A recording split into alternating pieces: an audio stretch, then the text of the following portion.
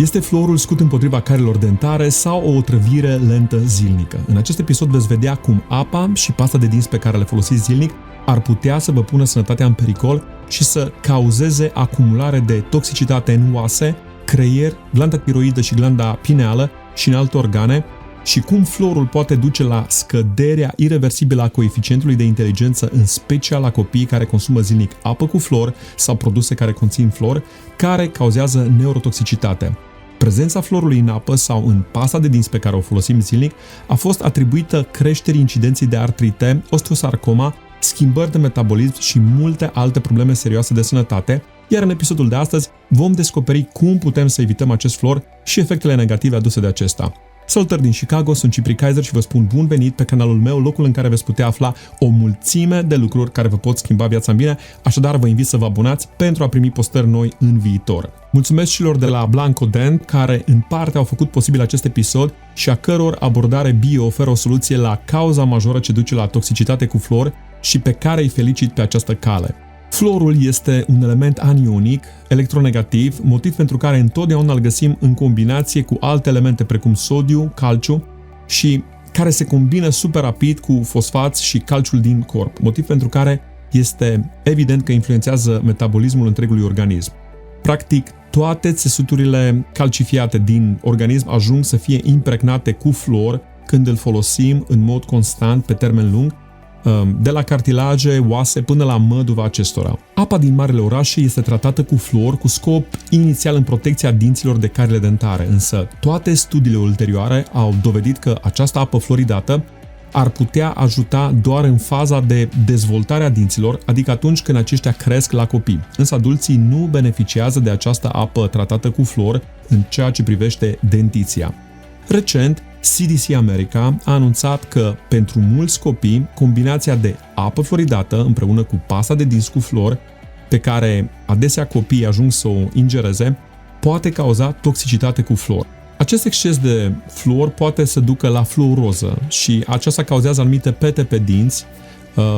datorită unei concentrații prea mari de fluor acumulate în organism. Și această fluoroză poate duce și la pierderea smalțului dentar. Mare atenție, aviz părinților care își duc copiii la fluoridare dentară sau chiar mai periculos dau copiilor suplimente cu fluor sub formă de pastile.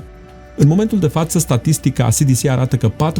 40% din copiii din America au fluoroză, o evidență clară a excesului de fluor ingerat și acumulat în țesuturi, fenomen care a determinat CDC America să reducă concentrația de fluor din apă de la 1,3 la 0,7 parts pe milion, însă pasta de dinți a rămas cu concentrația veche, nemodificată, și în general aceasta are cam 100 de parts pe milion. Există evidențe numeroase pe care doctorul Mark Burhini, un dentist din Statele Unite, le scoate la lumină vis-a-vis de riscul pe care pasta de dinți cu fluor îl aduce în dezvoltarea fătului la femeile gravide, dovezi științifice care au demonstrat faptul că fluorul prezintă risc de interferență cu buna dezvoltare a oaselor fătului în timpul sarcinii. În prezent, CDC America recomandă folosirea unei cantități minime de pastă de dinți ce conține fluor de către copii, sugerând folosirea unei mici picături de pastă, deoarece copiii ingerează în mod constant puțină pastă cu fluor de fiecare dată când se spală pe dinți și astfel apare riscul de acumulare toxică de fluor în țesuturi.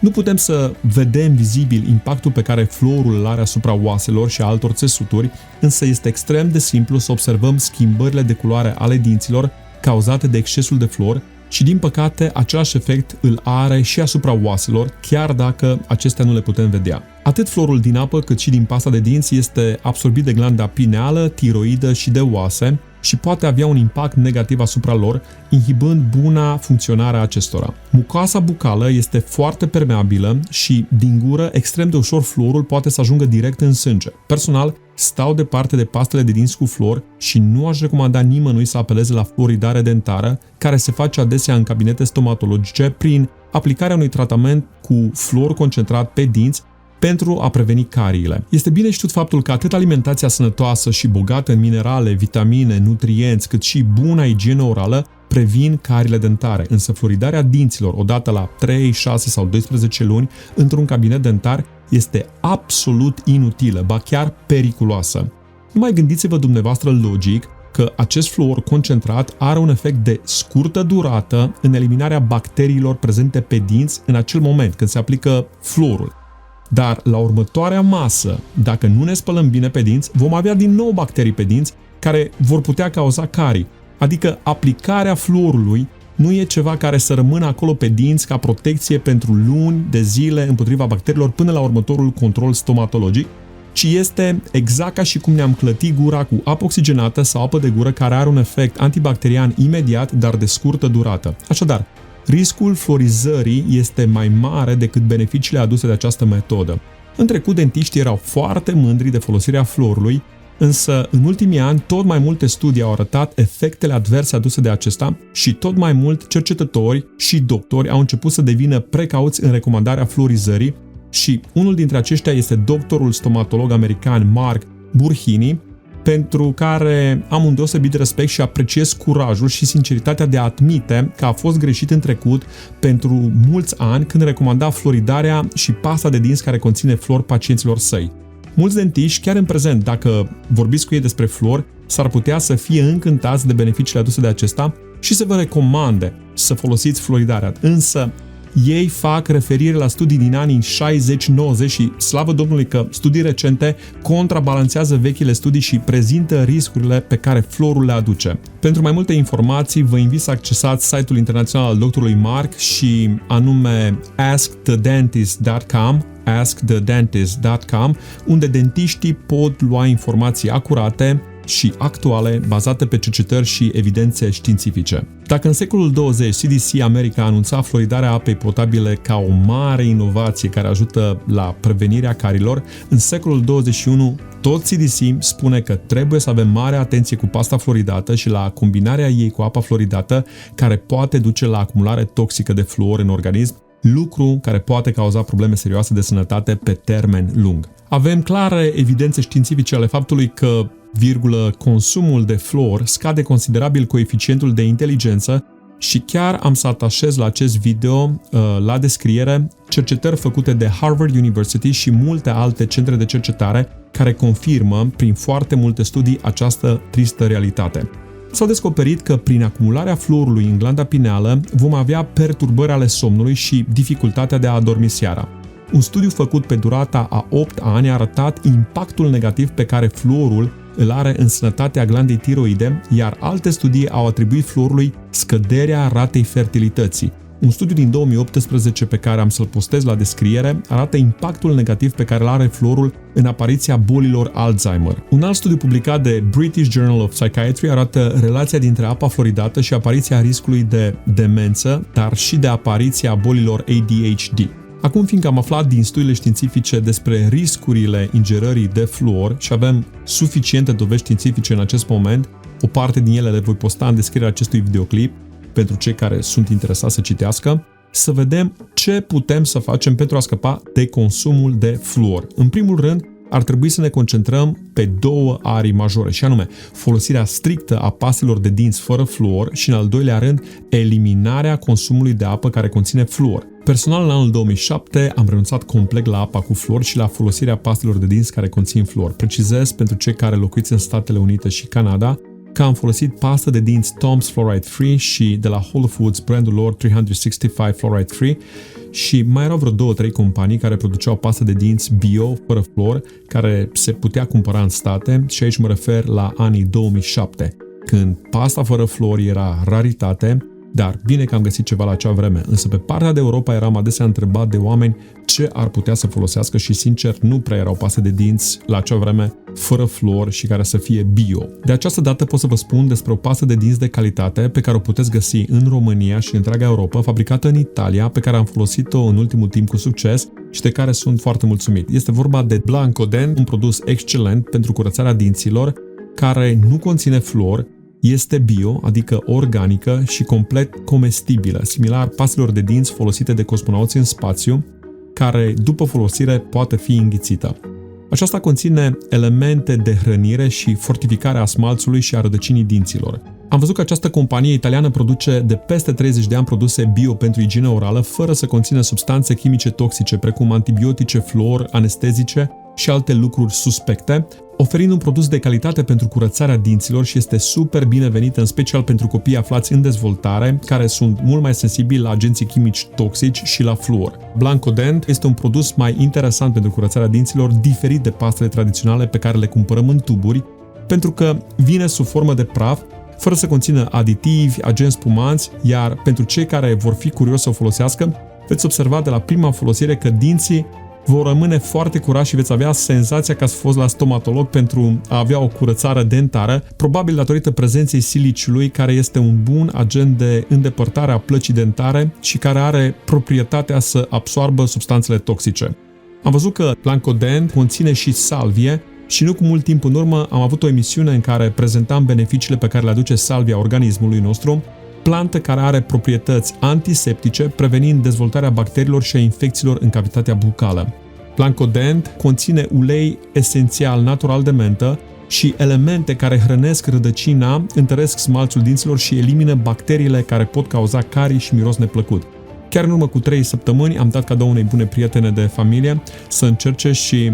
a rămas impresionată de cât de bine curăță dinții, însă din păcate momentan nu au distribuție pe America și pentru că am vrut să o testez, am comandat din Europa văzând că au review-uri bune, însă pentru cei care locuiți în România sau în Europa este la îndemână, se poate comanda online și am să afișez site-ul lor la descripția acestui video și la comentarii pentru cei care vor să o încerce. Nu fac comision dacă vă cumpărați oricare din pastele de dinți menționate, cele din America sau aceasta din Europa, însă încerc să vă fac viața mai simplă și mai sănătoasă. Acum, vis-a-vis de evitarea consumului de apă cu fluor, pot să vă spun că în ultimii 15 ani tot mai mulți oameni au început să consume apă îmbuteliată, care în cea mai mare parte nu conține fluor. Eu, începând cu anul 2007 și întreaga mea familie, nu consumăm decât strict apă distilată și alcalinizată cu ion de hidroxil. Am discutat în videoclipurile precedente despre acest subiect și despre preconcepțiile pe care unii le au, crezând că ne vom îmbolnăvi dacă consumăm apă distilată sau apa de osmoză inversă, spunând ei în mod eronat că vom avea carențe de minerale din cauza acestei ape. Întreaga mea familie, chiar dacă consumă strict apă distilată de 17 ani și la mâncare folosim doar apă distilată de 17 ani, avem analizele de sânge cu rezultate perfecte în ceea ce privește mineralele, dat fiind faptul că sursa principală de minerale și de vitamine a omului este provenită din alimentație și nu din apă. Procentul de minerale în 2 litri de apă este infim, comparat cu procentul de minerale prezente în alimentele consumate pe parcursul unei zile. Spre exemplu, un suc proaspăt stors din salată verde romană, cear suedez, arugula și un măr Granny Smith, care nu are mult zahăr, conține calciu, fier, magneziu, potasiu, fosfor, sodiu, mangan, cupru, zinc și seleniu în cantități mult mai mari decât orice apă minerală renumită. Dacă dorim să producem acasă o apă de calitate fără fluor, avem 2 opțiuni ideale. Prima este să folosim distilatoare care reduc fluorul din apă 100% și acestea reduc în totalitate prezența bacteriilor și a virusilor și altor componente VOC. Singurul dezavantaj pe care îl au distilatoarele este faptul că sunt destul de lente și produc 4 litri de apă pură distilată în aproximativ 3 ore jumătate până la 4 ore și consumă curent. Și de asemenea produc căldură. Căldura generată de distilatoare e ok pe perioada celor 6-7 luni mai reci, pentru că fiecare watt de energie consumat la producerea apei distilate contribuie la încălzirea casei, însă vara e bine să găsim un loc pe balcon sau afară pentru cei care stau la casă. A doua metodă mai simplă ca să scăpăm de fluorul din apă, care nu poate fi filtrat cu filtre standard, este folosirea filtrelor cu osmoză inversă, care reduc fluorul din apă între 80 și 99%. Sistemele de osmoză inversă sunt mult mai confortabil de utilizat, însă implică costuri mai mari la înlocuirea filtrelor când se utilizează. Atât distilatoarele cât și sistemele de filtrare cu osmoză inversă oferă o apă terapeutică de o foarte bună calitate, atât de benefică sănătății noastre și chiar se merită efortul, pentru că prin eliminarea fluorului și altor componente toxice din apă și prin evitarea apei stătute ambalate în sticle de plastic, ne facem un mare beneficiu atât sănătății noastre cât și copiilor noștri. Sper ca informațiile din acest episod să fie de real folos, mai ales atunci când vine vorba de a decide ce pastă de dinți să folosim sau ce fel de apă putem bea în anii care urmează. Dacă cunoașteți alte tipuri de pastă de dinți bio, fără fluor, și alte substanțe toxice și fără agenți spumanți artificial pe care le-ați testat și a căror companie producătoare se focalizează pe produse bio de calitate, vă invit să lăsați comentarii și linkuri pentru noi toți și astfel să devenim o comunitate mai bine informată în ceea ce privește alimentația sănătoasă. Fie ca Dumnezeu să continue să ne inspire să luăm decizii bune în ceea ce privește sănătatea trupească și spirituală, atât pentru noi cât și pentru copiii noștri, să ne luptăm în fiecare zi să devenim o versiune mai bună a propriei persoane, cerând ajutor în permanență de la Cel care poate cu adevărat să facă aceste schimbări în minte și în sufletul nostru, astfel prezența noastră să aducă bucurie, bună dispoziție și ajutor celor din jur oriunde ne-am afla. Vă mulțumesc mult pentru atenție, nu uitați să dați un like în semn de apreciere și să vă abonați dacă nu sunteți abonați. Vă salut cu respect, Dumnezeu să vă țină sănătoși și înțelepți, pe curând!